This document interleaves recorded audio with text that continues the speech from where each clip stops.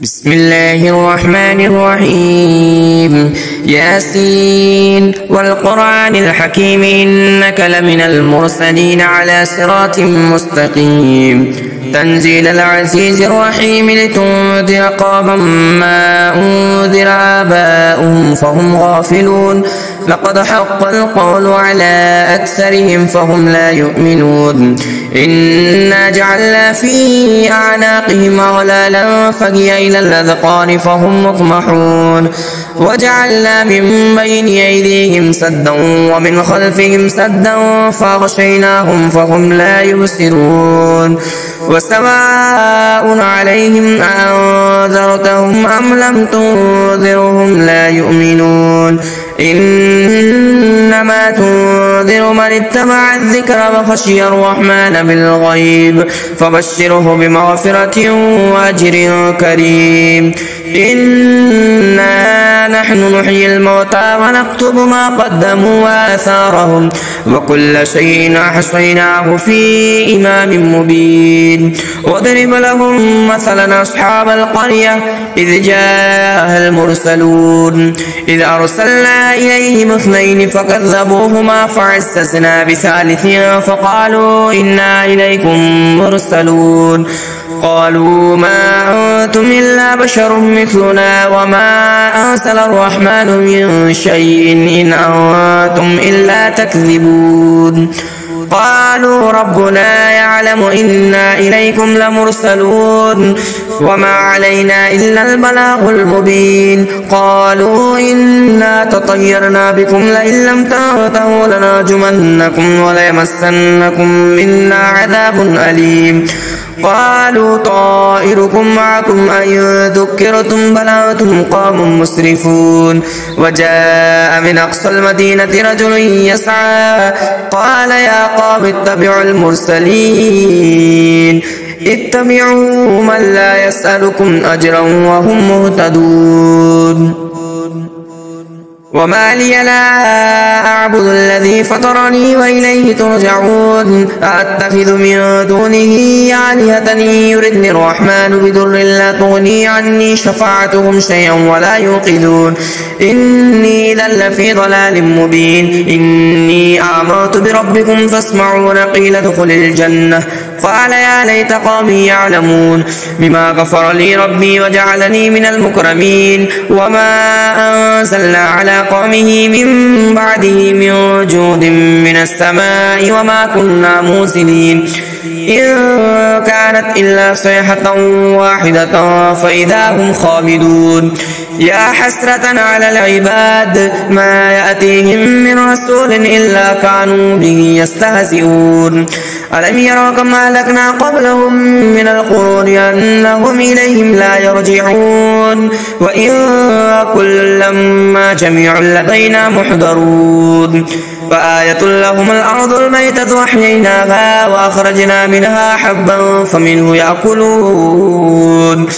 وجعلنا فيها جنات من نخيل وأعناب وفجرنا فيها من العيون ليأكلوا من ثمره وما عملته أيديهم أفلا يشكرون سبحان الذي خلق الأزواج كلها مما تنبت الأرض ومن أنفسهم ومما لا يعلمون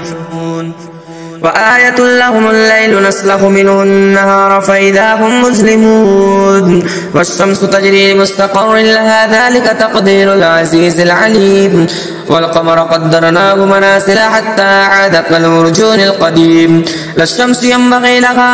أن تدرك القمر ولا الليل سابق النهار وكل في فلك يسبحون وآية لهم أنا حملنا ذريتهم في الفلك المشحون وخلقنا لهم من مثله ما يركبون وإن نشأ نغرقهم فلا صريخ لهم ولا هم يوقظون إلا رحمة منا ومتاعا إلى حين وإذا قيل لهم اتقوا ما بين أيديكم وما خلفكم لعلكم ترحمون وما تأتيهم من آية من آيات ربهم إلا كانوا عنها معرضين وإذا قيل لهم أنفقوا مما رزقكم الله قال الذين كفروا للذين آمنوا أنطعم من لو يشاء الله أطعمه إن أنتم إلا في ضلال مبين ويقولون متى هذا الوعد إن كنتم صادقين ما ينظرون إلا صيحة واحدة تأخذهم وهم يخصمون فلا يستطيعون توصية ولا إلى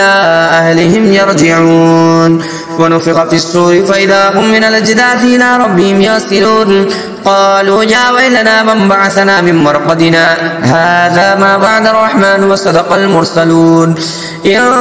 كانت إلا صيحة واحدة فإذا هم جميع لدينا محضرون فاليوم لا تظلم نفس شيئا ولا تجزون إلا ما كنتم تعملون إن أصحاب الجنة اليوم في شغل فاكهون هم وأزواجهم في سلال على الأرائك متكئون لهم فيها فاكهة ولهم ما يدعون سلام قال من رب رحيم